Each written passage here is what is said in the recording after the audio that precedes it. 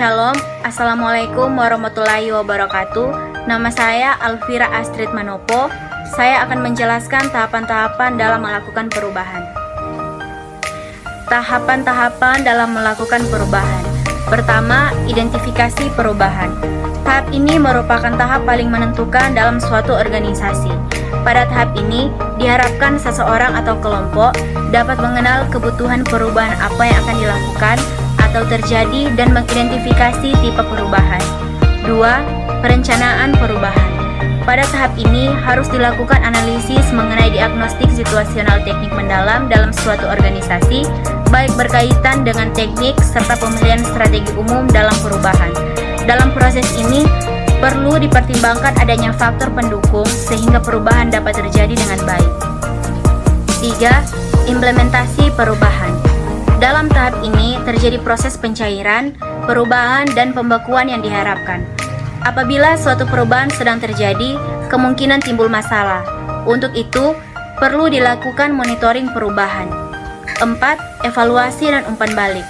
Diperlukan data lengkap pada tahap ini, terjadi proses pencairan, perubahan, dan pembekuan yang diharapkan.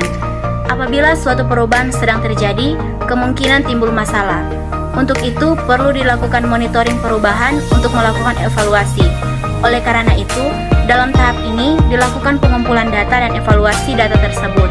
Hasil dari evaluasi tersebut dapat diumpan balik kepada tahap pertama, sehingga dampak dari perubahan tersebut bisa dirasakan bersama. Menurut Haynes tahun 2005, terdapat beberapa fase atau tahapan dalam melakukan manajemen perubahan, yaitu pertama, positioning value atau menentukan posisi strategis.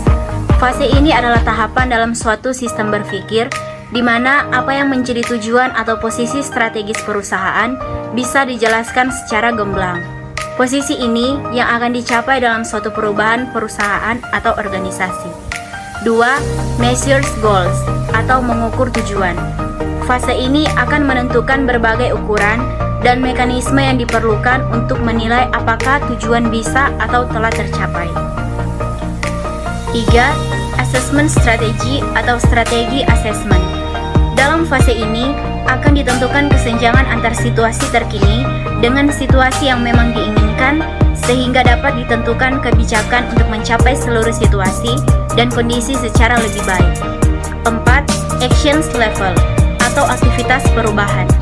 Fase ini adalah tahapan dalam suatu sistem berpikir di mana apa yang menjadi tujuan atau posisi strategis perusahaan bisa dijelaskan secara gamblang.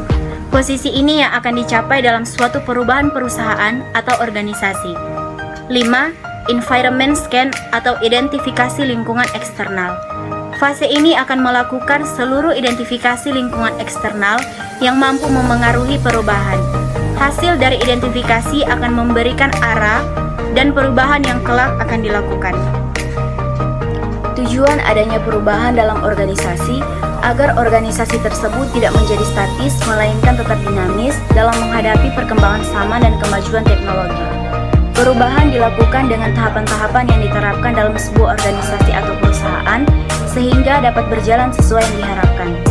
Pada dasarnya, setiap organisasi pasti mengalami perubahan dan juga perkembangan agar mampu untuk beradaptasi dengan lingkungan sekitar. Perubahan yang terjadi pada sebuah organisasi bisa terjadi secara terencana maupun tidak terencana, tergantung dari faktor internal dan juga eksternalnya. Akan tetapi, tujuan utama dari perubahan organisasi adalah untuk mencapai efektivitas dan efisiensi kerja dan juga untuk mengubah organisasi menjadi lebih baik. Demikian penjelasan dari saya, kurang dan lebih mohon maaf. Shalom, Assalamualaikum warahmatullahi wabarakatuh.